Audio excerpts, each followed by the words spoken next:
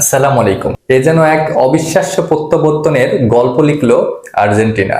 ইংল্যান্ডের হৃদয় ভেঙে টানা দ্বিতীয়বারের মতো ফাইনালে উঠলো লিওনেল মেসির আর্জেন্টিনা।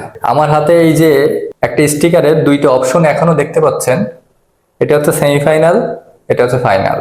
সেমিফাইনালে দিচ্ছে এটা মুছে যাবে, আর ফাইনালে জিতলে এটাও মুছে যাবে। যাই হোক, আজকের ম্যাচের যেটা আপনার চোখ এড়িয়ে গিয়েছে সেই সমস্ত তথ্য নিয়ে আজকে হাজির হলাম। চলুন আজকে গুরুত্বপূর্ণ কিছু তথ্য আপনার সামনে তুলে ধরি। আজকে অ্যান্টনি গার্ডে গোলে দ্বিতীয়ার্ধে শেষ পর্যন্ত পিছিয়ে ছিল কিন্তু আর্জেন্টিনা। সময় যেন ফুরিয়েই আসছিল, কিন্তু ঠিক সেই মুহূর্তে ঘুরে দাঁড়ালো বিশ্ব চ্যাম্পিয়নরা। নকআউট পর্বের প্রতিটা ম্যাচ যেন আর্জেন্টিনা একই রকম ভাবে ঘুরে দাঁড়াচ্ছে। প্রত্যেকটা ম্যাচ প্রথমে প্রায় 20 গজ দূর থেকে দুর্দান্ত শটে জর্ডান পিকফোর্ডকে পরাস্ত করে সমতাসূচক গোল করেন এনজো ফার্নান্দেজ। এরপর যোগ করার সময়ে জয়সূচক গোলে আর্জেন্টিনাকে আরেকটি স্মরণীয় জয় এনে দেন লাউতারো মার্টিনেজ। দুইটি গোলেই সহযোগিতা করেছে মেসি। দেখুন, আজকের খেলায় ইংল্যান্ড এবং আর্জেন্টিনা দুই দলের প্লেয়ারের ভিতর বেশ কয়েকবার সংঘর্ষ ঘটেছে।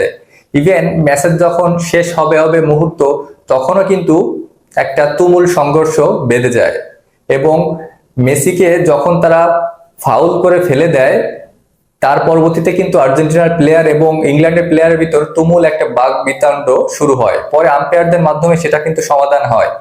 এটা কিন্তু ম্যাচের শুরু থেকেই ছিল এই লড়াইটা। ম্যাচের শুরুতে যখন 1 মিনিটের পর তখন ইংল্যান্ডের এলিয়ট অ্যান্ডারসনকে ফাউল করার ঘটনা কেন্দ্র করে দুই দলের মধ্যে উত্তেজনা তৈরি হয়।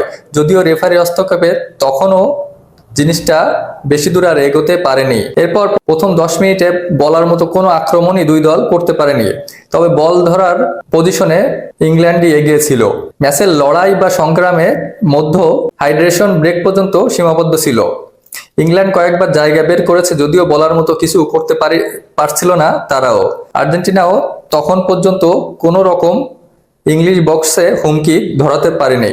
আর্জেন্টিনা ইংল্যান্ড সেমিফাইনালে প্রথম 38 মিনিট খেলার চেয়ে বেশি হয়েছে মারামারি। এ যেন এক ফাউলের সংঘরাজ্য খুলে বসেছিল দুই দলের প্লেয়াররা। যেভাবেই হোক জিততেই হবে দুই দলের প্রত্যেক দলকে। মারামারি হোক আর ফাউল হোক আর হলুদ কার্ড দেখা হোক, ম্যাচটা বের করতেই হবে।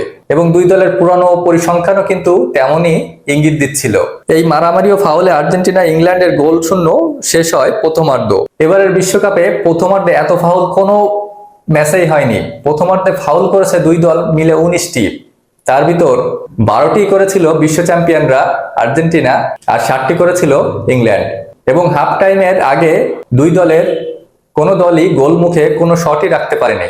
অর্থাৎ গোল করার চেষ্টার চেয়ে ফাউল করার চেষ্টাতেই বেশি মনোযোগ ছিল এই দুই দলের।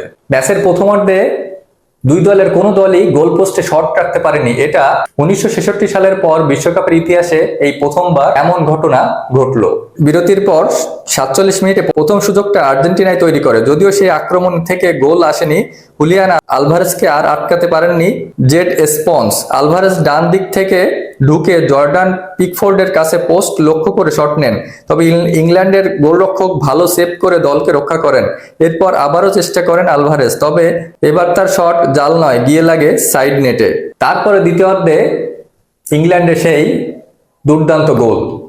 55 মিনিটে দারুণ এক গোলে লিড নেয় ইংল্যান্ড। ডান প্রান্ত ধরে মর্গান রজার্সের ক্রসে দারুণ এক গোলে ইংলিশদের এগিয়ে দেন অ্যান্টনি গর্ডান।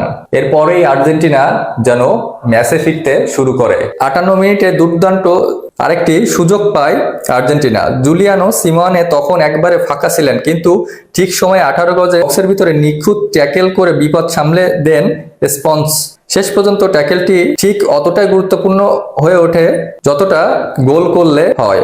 এবং ম্যাচের 64 মিনিটে একাদশে পরিবর্তন আনে আর্জেন্টিনা। লিয়ান্দ্রো পারাদেসের পরিবর্তে মাঠে নামে তখন নিকো গঞ্জালেস।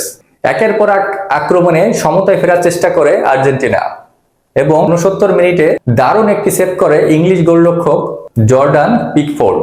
নিকো গঞ্জালেসের হেড ঠেকিয়েছেন তিনি। তবে ইংল্যান্ড এমন ডিফেন্সিভ মুডে চলে গিয়েছিল যে আর্জেন্টিনা গোল করার জন্য সময়ের ব্যাপার হয়ে দাঁড়িয়েছিল। এরপর আবারও দ্বিতীয় হাইড্রেশন বিরতিতে যায় দুই দল এবং এর ভিতরে 3টি পরিবর্তন আনলো আর্জেন্টিনা।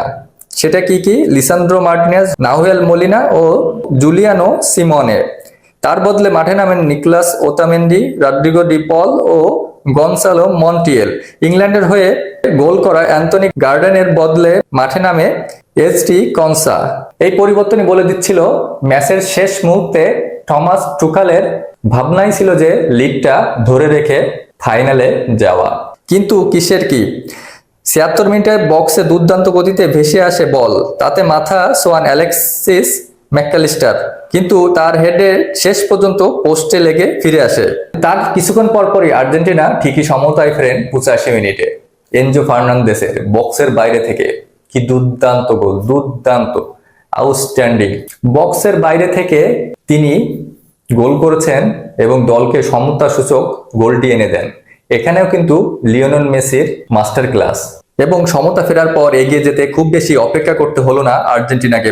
প্রথমে ম্যাকঅ্যালিস্টারের প্রচেষ্টায় বার পোস্টে লেগে ফিরে আসে বল, এরপর যোগ করা সময়ে দ্বিতীয় মিনিটে মেসির ক্রস থেকে সেই দুর্দান্ত মুহূর্ত, শেষ পর্যন্ত হেড করে গোল দিল লাউতারো মার্টিনেজ। সেই মুহূর্তটা আপনি কল্পনা করে দেখুন, মেসি যেন কান্না করে দিল, সবাই যেন গ্যালারিতে একটা সুখের কান্নার রোল পড়ে গেল, চতুর্দিকে সবাই আনন্দে মাতোয়ারা হয়ে উঠল এবং মাঠের ভিতরে সে কি উত্তেজনা। ইংল্যান্ড দল ভেঙে পড়ল এবং আর্জেন্টিনা, সে কি একটা আনন্দময় মুহূর্ত। আরেকটি অবিশ্বাস্য প্রত্যাবর্তনের গল্প লিখল আর্জেন্টিনা। ইংল্যান্ডের হৃদয় ভেঙে টানা দ্বিতীয়বারের মতো বিশ্বকাপের ফাইনাল উঠল বিশ্ব চ্যাম্পিয়নরা। অ্যান্থনি গার্ডেনের গোলে দ্বিতীয়ার্ধের শেষ ভাগ পর্যন্ত পিছিয়ে ছিল আর্জেন্টিনা, সময় যেন ফুরিয়ে আসছিল, কিন্তু ঠিক সেই মুহূর্তে ঘুরে দাঁড়ায় বিশ্ব চ্যাম্পিয়নরা। প্রথমে ২০ গজ দূর থেকে দুর্দান্ত শটে জর্ডান পিকফোর্ডকে পরাস্ত করে সমতা সূচক গোলটি করেন এনজো ফার্নান্দেস। এরপর যোগ করার সময় জয় সূচক গোল করে আর্জেন্টিনাকে আরেকটি স্মরণীয় জয় উপহার দেন লাউতারো মার্টিনেজ। দুই গোলেরই সহযোগিতা করেছেন লিওনেল মেসি, একটা তো সরাসরি অ্যাসিস্ট থেকেই, আরেকটা তার থ্রু পাস ধরে আরেকটা গোল। এই পর্যন্ত বিশ্বকাপে মেসির ৬৫টা অ্যাসিস্ট হয়ে গেছে, যেটা এই অ্যাসিস্টেও বিশ্ব রেকর্ড গড়ল এই খুদে জাদুকর।